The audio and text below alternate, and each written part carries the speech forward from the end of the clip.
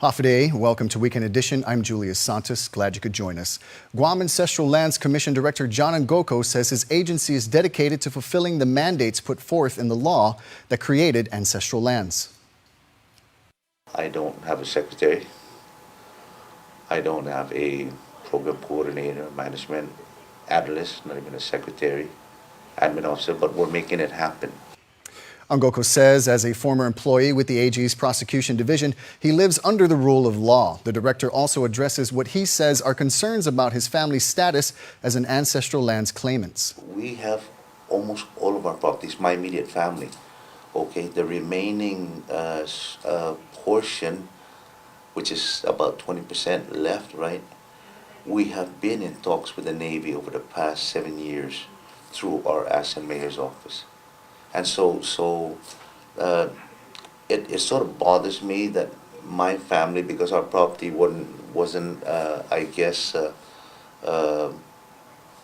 that important to the Navy, that we got it back, but yet the others, the folks at the airport, the folks at Anderson, the folks at Naval Station, didn't get their property back. I guess that's why I'm passionate about it. Ngoko tells KUAM News one of his big plans is to have ancestral lands operate without money from the general fund, something he says he thinks is possible within 3 years. The agency gets most of its funding through the leasing of its land inventory. Gita is the property manager for ancestral lands. Ngoko also says more funds are needed to complete surveys of existing ancestral lands inventory. Well, with fire hydrants being an essential component in fire protective systems, the Guam Waterworks Authority is working together to ensure hydrants are replaced and operational. Jonah Gancharfris reports. The island currently has 3,800 fire hydrants. Guam Fire Department spokesperson Kevin Riley. Fire hydrants are important in the sense that they're essential to bring a constant water supply to fire ground operations, especially during structure fires or large wildland fires. According to Guam Waterworks Authority spokeswoman Heidi Ballendorf, GWA recently replaced 160 fire hydrants using GWA in-house resources and is finalizing a contract for another 65 hydrant replacements for high-priority locations requiring more extensive construction resources. Ballendorf adds both GWA's 2018 Water Resource Master Plan and 5-year financial plan, along with the Capital Improvement Program, include a continuing hydrant replacement program which allocates resources for regular repair or replacement of GWA's hydrants. Riley says every fire station conducts hydrant surveys. That's a program that we have where our units go out and do a survey of the hydrants in their area, conduct basic maintenance and clearing debris and vegetation from around the hydrant so that it's more accessible and visible for us in the event that we need it. So what happens if a hydrant has low water pressure? We keep a record of the hydrants that are serviceable in our area and how the pressure is that's coming out of them. Mind you that during the different times of the day, pressures do vary because people may be at home doing laundry or taking showers. If our units come across a hydrant that is out of service or has little to no water pressure, we'll indicate that. We'll put a marking on the fire hydrant itself so that other crews know that it's out of service. Also, we'll log it in our logbook and submit a trouble ticket to our water liaison officer. GWA meets monthly with GFD personnel and is provided with a listing of hydrant issues. GWA has also been coordinating with GFD on processes to capture and document estimates of water usage by GFD in their training and maintenance operations involving GWA hydrants, so they can account for the unmetered consumption as part of non-revenue water calculations used in their water loss control program. We have a great relationship with them, keeping in mind that the hydrants are their property and their responsibility. Our purpose is to service them and make sure that they're reliable for us because of our reliance on them. If there is a fire hydrant on your street or near your residence or business, we urge the community, of course, to keep those hydrants unobstructed. No abandoned vehicles or parked vehicles, the dumpsters, trash bins. Keep everything free at least 20 feet around it. And if the vegetation's growing over, feel free to cut back the vegetation. Help us out as well. And to report leaking or damaged fire hydrants, you can call GWA's 24-hour dispatch at 646-4211. Reporting for Guam's News Network, I'm Jonah Gancharfris. Thank you, Joan. Well, this coming Wednesday, residents of Tamuning will have an opportunity to express their concerns about safety and also offer solutions. The meeting is the latest in a series of town hall meetings called by the governor following the machete attack in Manilao. The first meeting was held last week in Manilao. After the meeting in Tamuning, another one will be held on July 3rd at the Dededo Senior Citizens Center. All meetings begin at 6 p.m. In other news, Guam Department of Education Superintendent John Fernandez says that there are, quote, active conversations, end quote, regarding the multi-use of the TSN headquarters, Building E. We have looked at the building and thought through different scenarios, and I hope we can reach some kind of resolution very soon. I think it's just a matter of getting everybody together and kind of identifying what it is we're trying to accomplish, and I think the recent discussions have gone well. Fernandez sent a request to the governor last May asking for $332,000 for improvements to the TSN campus facility. It would make room for the Guam Academy Charter School to be housed. Well, with school being out, about 165 kids from kindergarten through 12th grade are taking part in this year's summer camps being offered by the Department of Youth Affairs. Once again, Joan Ugan-Charfris has more. Since around 2007, children registered for school with the Guam Department of Education have been able to take part in the summer program offered by the Department of Youth Affairs. It's a successful camp because it's one of the rare ones that is free.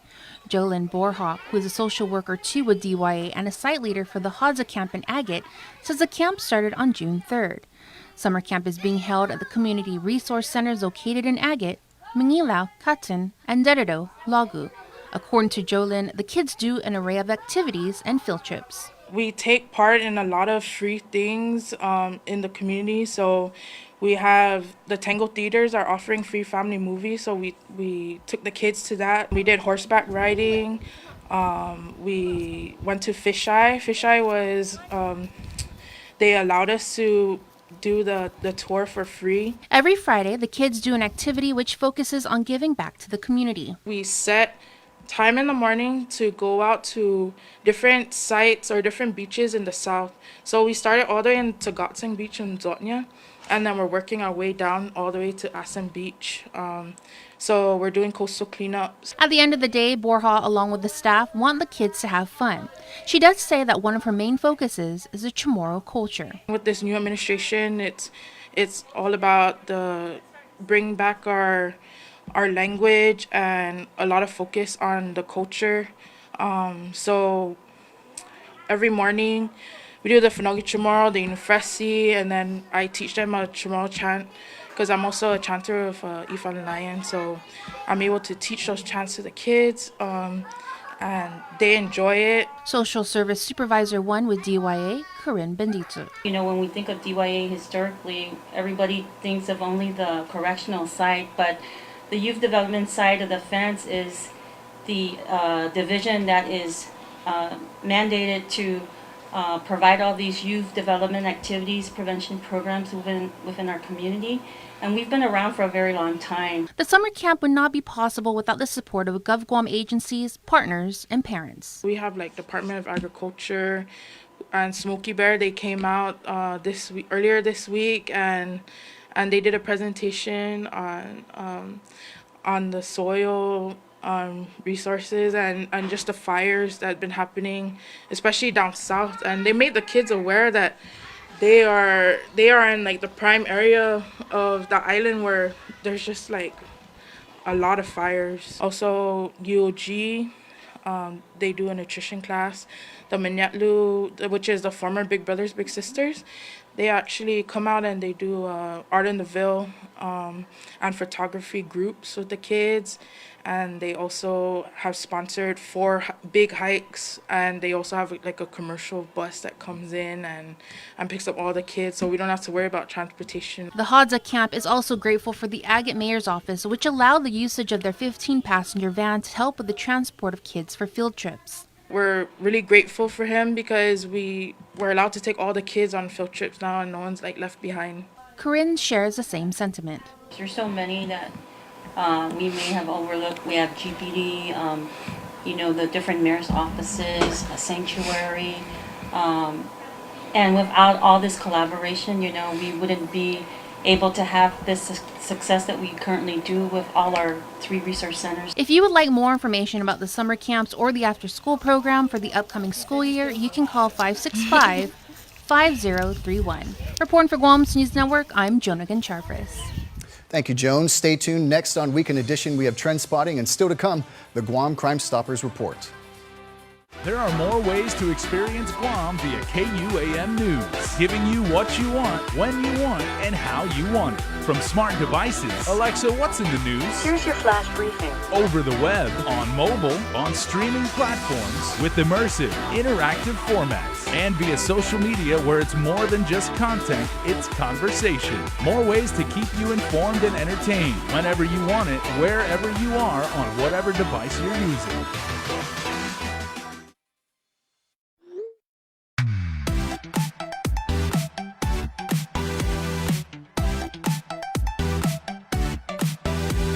Half the day, I'm in the club.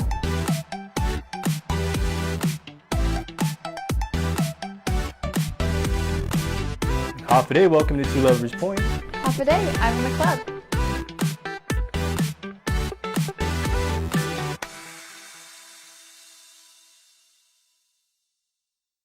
Guam's auto appearance specialist, Elegant Reflections, has been providing the automotive industry with professional detailing and car care products at its highest quality, from complete detailing, full interior detailing, exterior detailing, headlamp restoration, hand washing, seat and carpet shampoo, engine degreasing, undercarriage cleaning, paint sealant, fabric protection, paint oxidation removal, and so much more. Visit us at our new location. Call 646-5555 for an appointment. Elegant Reflections, Guam's auto appearance specialist, over 20 years of experience. When it comes to power and performance, nothing compares to Dodge. And right now at Cars Plus in Mighty, you can save thousands on many Dodge vehicles in stock during our Dodge Performance Days. Like a new 2019 Grand Caravan SE, save $4,250, or save $6,150 on a new Durango SXT. Looking for more power? Take home a new Charger SXT Plus today for only $37,689, or save over $7,000 on a new Challenger GT. Get more power and performance at Cars Plus in Mighty during Dodge Performance Days. Cars Plus, driven by you.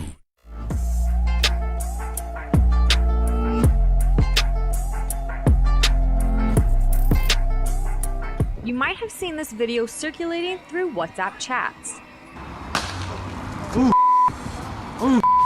Guam Police Department spokesperson Sergeant Paul Tapao says officers from the Hagåtña Precinct Command responded to a report of a man carrying a rifle bag inside the Pentagon Federal Credit Union that appeared to be emotionally distraught. Tapao then said they encountered the man along Father Dueñas Drive. The responding officers approached him and managed to retrieve the bag and discovered a pellet rifle. However, when officers tried to pat him down to search for additional weapons, he became combative and non-compliant, which then led to an officer tasing the man. He was later admitted to the Guam Behavioral Health and Wellness Center for further evaluation. The comments came flooding in shortly after being posted, some saying that the officers took it too far, others standing up for the men in blue, stating they handled it very well. Flores 671 simply stated, "Everyone apparently knows how to be a cop, even though they've never been put in the situation that requires you to enforce the law, maintain good order, all while defending yourself and those around you." On the other end, Nijin 253 argued, "So it's illegal to own a pellet gun on Guam? Yes, he was in the wrong for bringing it inside a federal credit union, but to tase him was completely unnecessary. There's 3 against 1. You're telling me they couldn't have handled him and restrained him even when he was walking away?" Justin Reedy had a lengthy, detailed response. He states that he has been doing police work for around 5 years and tries to explain what may have led to the man being tased. At the end of his comment, he says, "They will not tase,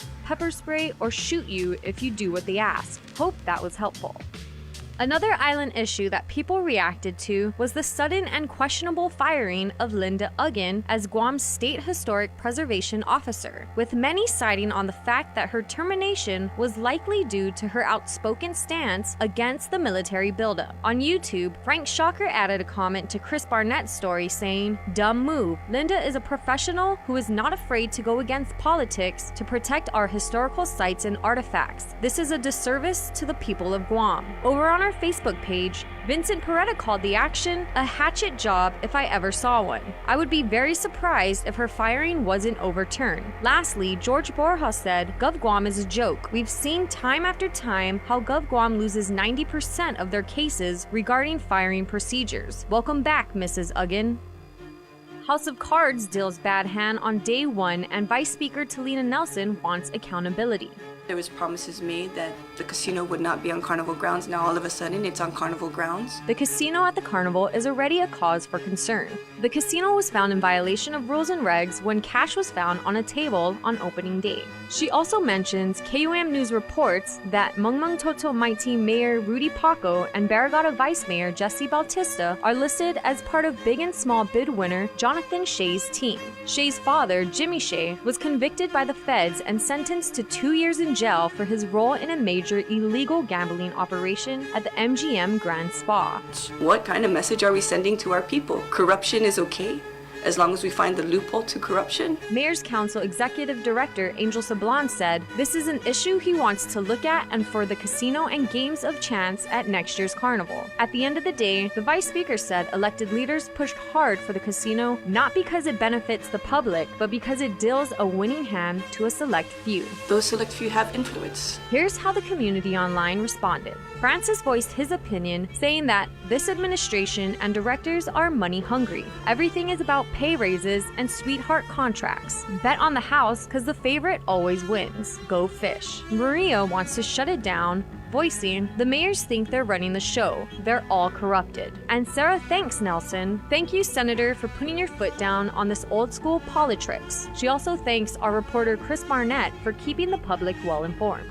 Lastly, to all our friends and fellow subscribers here on Guam and all over the world, KUAM is gearing up for the commemoration of the island's 75th anniversary of the liberation of Guam, and we'd like you to be a part of it. We are asking Guamanians here and around the globe to share your photos and send us your liberation messages to KUAM. Let's all come together for Guam's 75th and make it one to remember. All the day from Houston, Texas, wishing Guam a happy 75th liberation.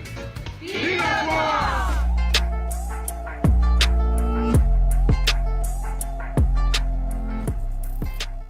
Check out Triple J's spectacular deals going on now during the hot summer savings event. 0 down and no payments for 90 days. Get into a Mazda CX-5 at its lowest price of $19,995 or $152 per paycheck. The big boy truck, the Ford F-150, starting at $282 per paycheck, or the Honda Civic starting at only $176 per paycheck. Triple J says yes. Purchase your next vehicle online at triplejguam.com today. Triple J, customers first.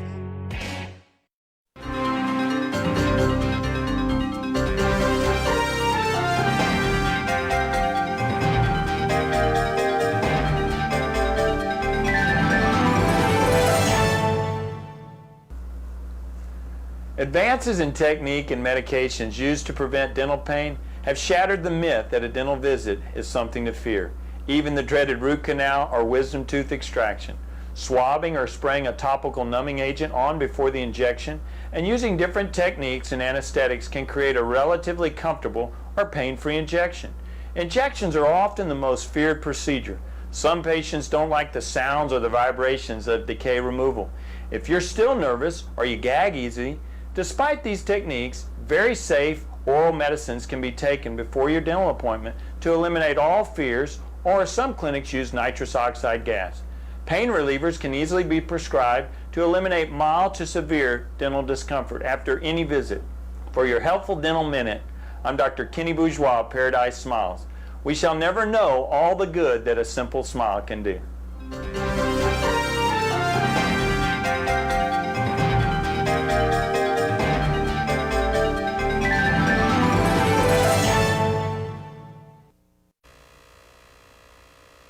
Okay, everybody, we are talking about keeping our community safe, and of course, one of the ways that we do that is we have the very best of the best in police training right now. You saw one of our own, Sabrina Salas-Matanani, actually went through police training. Everybody's talking about this video, so check it out on our Facebook page, on our YouTube channel. It was part of In the Mix, and we also did a Crime Time live stream. Sergeant Paul Tapau was here, and Sarge, I know it was an experience for us because we actually were literally feet, as close as you and I are right now, from the training cycle. But, you know, a lot of people had had questions on social media, and they said they can't believe that Sabrina actually was that proud, was laughing, and that was just a completely natural response for her. Yeah. She'd never been through that kind of training before. I guess, I didn't prepare her for that, but I did tell her to be ready, and that's exactly what what you saw in Sabrina's face was exactly what we see when entry level candidates for the position of POT or police officer and trainee step into formation and then come face to face with a cadre. If you haven't had prior military experience and this was your first job or your first experience with a cadre, this was exactly a great testament of what happened. And it really was a great way to feature that, because here we had our academy that was a month and a half in, and cut to Sabrina being in. You can see the difference. You can see how her facial expression of the unexpected was to the men and women who knew what the consequences were and how to prepare for that. So you can see the progression and development with the academy. And again, we want to thank you guys for allowing us to showcase employment opportunities with just simply filling out the application and what we did with the crime time, and of course highlighting the academy in itself. Now, I've got somewhat of a military background, and we've covered many times military training on our shows here at KUAM. And I can say that, actually being right next to Sergeant Carl Cruz, the training cadre, that was about as close to military training as far as his attention to detail, stressing team dynamics, making sure that you have your head square, head screwed on straight, and you're learning everything by the numbers. Absolutely. And Sergeant Cruz actually has a military background too. He does. Sergeant Cruz he's one strap officer. Not only his military experience and everything with the Guam Army National Guard, but he's also one of our lead operators within our Special Operations Division. He was on the boat with us when we went out on the crime time, another episode. He's a tracker and everything, but he understands the role of discipline. He understands the role of operation and the intent in completing an objective and mission.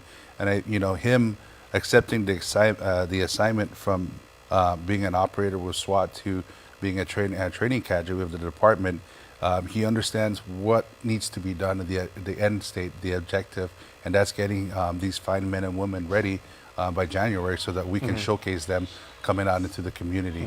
Now, those of us who are civilians, everybody watched that, and there was a high degree of entertainment value to that, because they're like, wow, Sabrina's really, getting chewed out. But there were so many people that were either current or former officers, even people you saw, there were people from LAPD that were jumping in, and they said, I'm watching this, I've got officer training and everything like that.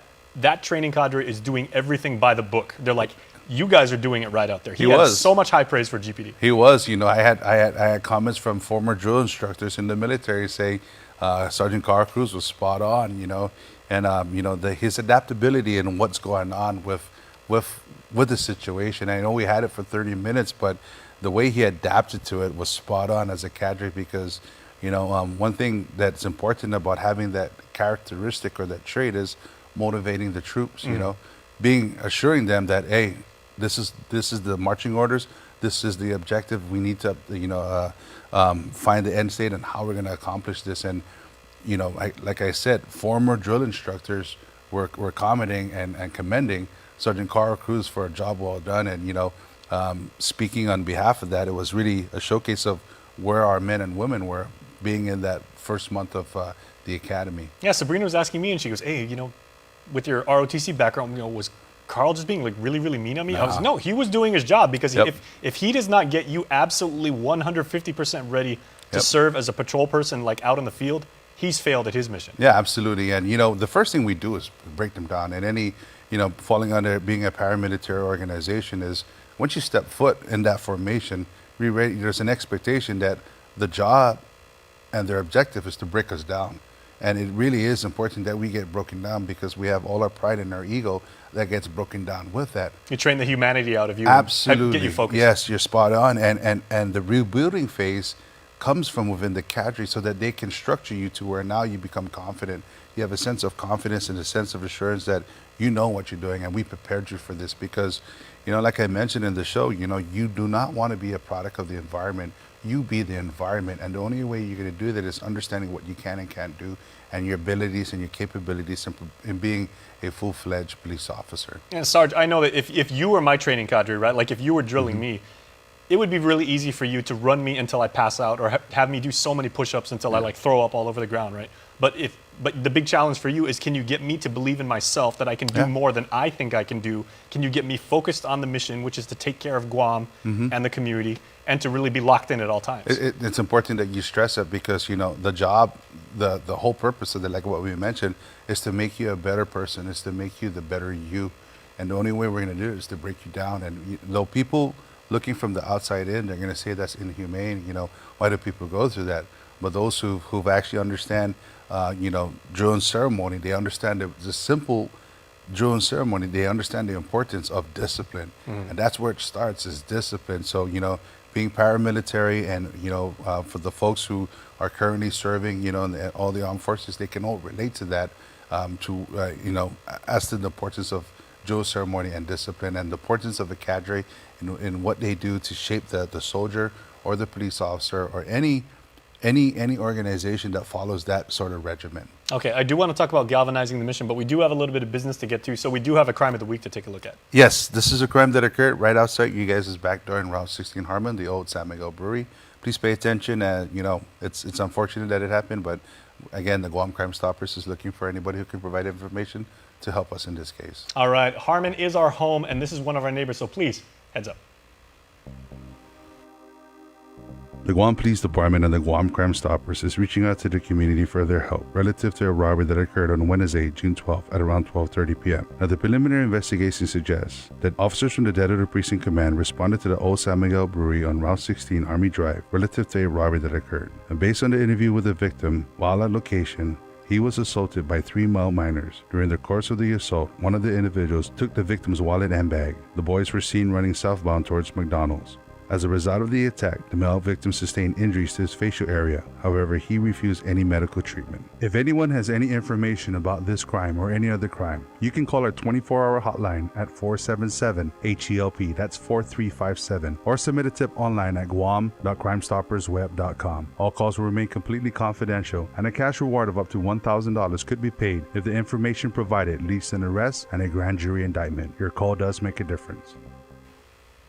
All right, Sarge, thanks so much. And getting back to the In the Mix and the Crime Time segment again, we got to go, but I've seen screenshots all over social media. People are making memes about like what Sabrina did. You know, they're taking pictures of her going through training.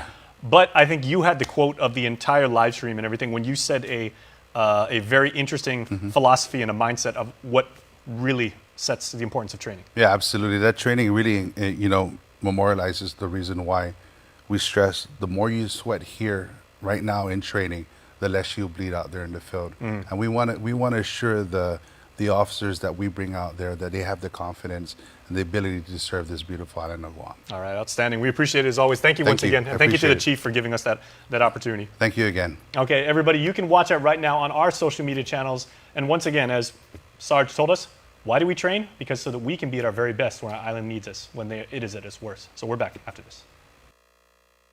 When it comes to power and performance, nothing compares to Dodge. And right now at Cars Plus in Mighty, you can save thousands on many Dodge vehicles in stock during our Dodge Performance Days. Like a new 2019 Grand Caravan SE, save $4,250. Or save $6,150 on a new Durango SXT. Looking for more power? Take home a new Charger SXT Plus today for only $37,689. Or save over $7,000 on a new Challenger GT. Get more power and performance at Cars Plus in Mighty during Dodge Performance Days. Cars Plus, driven by you. Before we close out the news tonight, our latest round of birthday shout-outs from the Cold Stone Creamery Birthday Club. It truly would not be an island weekend without saying happy birthday to some very special Guamanians, led off by Mariana Timenglo. Happy birthday to you, Mariana. Wishing you many more years to come, and may all your wishes and dreams come true. We love you, say Auntie Shelley and Uncle Richard. Happy third birthday to Bobby Joe Parrish Cruz from your entire family and your entire island community.